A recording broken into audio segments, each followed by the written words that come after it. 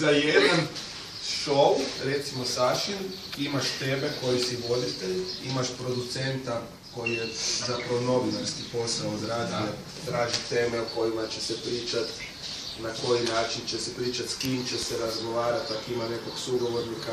Ima audio producent koji neke tonove i vadi ako treba. Podloge, glazbene zvukove i to obrađuje za program isto koji su potrebni. Znači to su tri osobe.